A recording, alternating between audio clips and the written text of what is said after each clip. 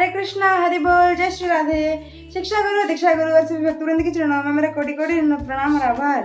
भक्तों, कैसे हैं आप सब लोग? भक्तों, आज हम इस वीडियो में जानेंगे वेद, शास्त्र, उपनिषद ये सब पढ़ना इम्पोर्टेंट है या भक्ति करना इम्पोर्टेंट है।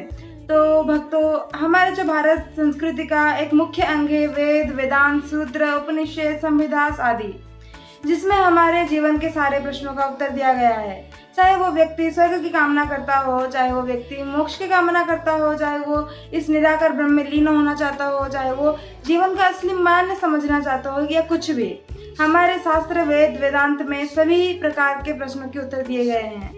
तो चलिए देखते हैं गीता इसके विषय में क्या कहती है। क्या हमें भी इन सभी शास्त्रों को पढ़ना चाहिए?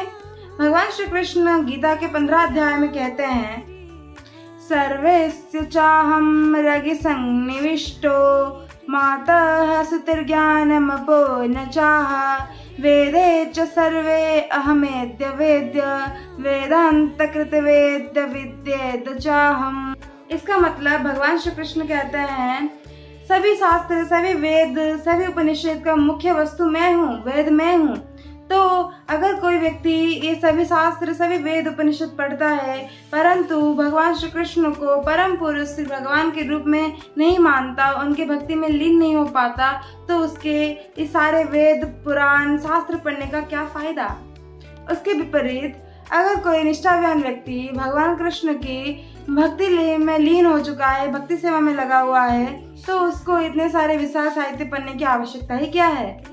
नारद जी कहते हैं, अगर कोई व्यक्ति भगवान की भक्ति में लीन हो चुका हो, भगवान की भक्ति सेवा में लगा हुआ हो, भगवान को अपने अंतःकरण और बाहरी अवस्था में देखता हो, तो उसे और कोई शास्त्र पढ़ने की, तपस्या करने की आवश्यकता ही क्या है? तो उसके विपरीत अगर कोई व्यक्ति भगवान को आत्मसात नहीं कर पाता हो और परंतु सारे वेद वेदांत सूत्र पढ़ चुका हो, सारे तपस्या कर चुका हो, भगवान को आत्मसात नहीं कर पाता हो, तो उसके इतने सारे वेद वेदांत सूत्र पढ़ने के क्या ही फायदा है? तो भक्तों, जितने भी सभी वेद वेदांत सूत्र उपनिषद जितने भी पुराण वगैरह हैं, तो उसमें लाखों लाखों श्लोक हैं। अकेले पद्म पुराण में ही 50,000 श्लोक है और ऐसे तो 18 पुराण, 108 उपनिषद, 4 वेद हैं। तो सोचिए इसमें, इन सब में कितने सारे श्लोक होंगे, कितने सारे भावार्थ होंगे। तो इन सभी को इस जीवन में आत्मसात करना लगभग असंभव है। तो भक्तों, अब कुछ लोग सोचेंगे, जो हम वेद शास्त्र उपनिषद ये सब पढ़े, ये सब क्या हम टाइम वेस्ट कर दिए क्या, हमें नहीं पढ़ना चाहिए था? तो भक्तों, ऐसा कुछ नहीं है। हमें भगवान कहते हैं कि मुझ में लीन हो जाओ, मेरे में लीन हो जाओ, जो इन सभी शास्त्र वेद पढ़ने से भी श्रेष्ठ हैं। तो भगवान कहते हैं मेरी भक्ति करो। भगवान ये नहीं कहते हैं कि ये सब मत पढ़ो।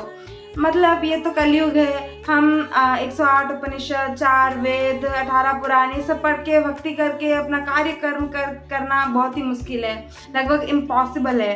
तो भगवान हमारे लिए बहुत ही इजी मतलब करते हैं इस कलयुग में। तो हमें जो 108 उपनिषद, 18 पुराण और 4 वेदों का ज्ञान हमें श्रीमद् भागवतम और श्रीमद् भगवद गीता में मिल जाता है। तो हम इतने सारे बुक्स को क्यों पढ़ेंगे? हम बस ये 2 पढ़ देंगे और भगवान की भक्ति करेंगे, जो पूरा टॉप मोस्ट होगा। तो हम जब इजी प्रोसेस मिल रहा है तो हम वो हार्ड प्रोसेस को क्यों जाएं? हमें इजी प्रोसेस को फॉलो करना चाहिए। तो भगवान कहते हैं कि गीता और भागवतम पढ़ो और मेरी भक्ति करो। तो भगवान ये कहना चाहते हैं, भगवान ये नहीं कह रहे हैं कि ये सब मत पढ़ो, बस मेरी भक्ति करो। वो सभी तो भगवान ने ही बनाया है, तो भगवान क्यों मना करेंगे ये सब पढ़ने के लिए? गीता मतलब क्या है? गीता मतलब यह है कि भगवान जो हमारे लिए कहे हैं, भगवान के द्वारा गाया हुआ गीत है गीता। और गीता में हमें दिव्य ज्ञान प्राप्त होते हैं। गीता अगर हम पढ़ेंगे तो भगवान और हमारे बीच का अंतर जान पाएंगे, हमें जीवन में क्या करना है, क्या सही है, क्या गलत है, उसका ज्ञान हमें प्राप्त होगा। और भागवतम क्या है? भागवतम में भगवान की मधुर मधुर लीलाएं हैं, भगवान क्या किए हैं उसमें है। और अगर हम भागवतम पढ़ते हैं तो भगवान के ऊपर हमारा जो प्रेम भाव है, भक्ति भाव है, वो बढ़ेगा। और भागवतम में इससे भक्तों की दिव्य दिव्य स्टोरीज हैं जो हमें मोटिवेट करती है कि हम भी भगवान को प्राप्त कर सकते हैं। और अगर हम गीता पढ़ेंगे तो हमें भगवान के ऊपर ज्ञान आएगा और भागवतम पढ़ेंगे तो हमें भगवान के ऊपर प्यार आएगा। तो हमें दोनों ही करना है, भगवान को जानना भी है और भगवान से प्रेम भी करना है। तो हमें इन दोनों बुक को फॉलो करना चाहिए अपनी लाइफ में। तो अगर कोई व्यक्ति किसी और स्पिरिचुअल बुक को फॉलो करना चाहता हो, किसी और बुक का सार देखना चाहता हो, तो देवतागण बताते हैं कि ओम तद विष्णु परमम पद सदपश्यन्ति सुरोयो। इसका मतलब है देवतागण बताते हैं कि जो भगवान के चरण कमल के हम आराधना करते हैं, भगवान श्री कृष्ण ही एकमात्र सूत्र हैं। और एक जगह तो बताया गया है कि एको नारायण असि। इसका मतलब भगवान ही सर्वस्त्र है, सभी वेदों का, सभी देवताओं का सार भगवान श्री कृष्ण ही है। भगवत पुराण में कहा गया है कि कृष्णस्तु सर्वस्व प्रभुवो, मतलब भगवान श्री कृष्ण ही सब कुछ है। बुद्धिमान व्यक्ति वही है जो भगवान श्री कृष्ण की सेवा करने में अपना समय व्यक्त करता हो। तो moral of the topic is, हमें भगवान श्री कृष्ण की भक्ति करनी चाहिए, भगवान श्री कृष्ण को ज़्यादा समय देना चाहिए, उनके चरण कमल में लीन होना चाहिए और भगवान श्री कृष्ण को प्राप्त करने की पूरी कोशिश करनी चाहिए। अगर हम भगवान श्री कृष्ण को प्राप्त कर ले तो और किसी चीज़ की क्या ही आवश्यकता है। तो आज के लिए इतना ही। भगवान की भक्ति कीजिए, अधिक से अधिक माला कीजिए, भगवान की पूजा आराधना कीजिए, तुलसी में पानी दीजिए, भगवत गीता भागवतम पढ़िए और भगवान की भक्ति में लीन रहिए। हरे कृष्णा, हरि बोल, जय श्री राधे।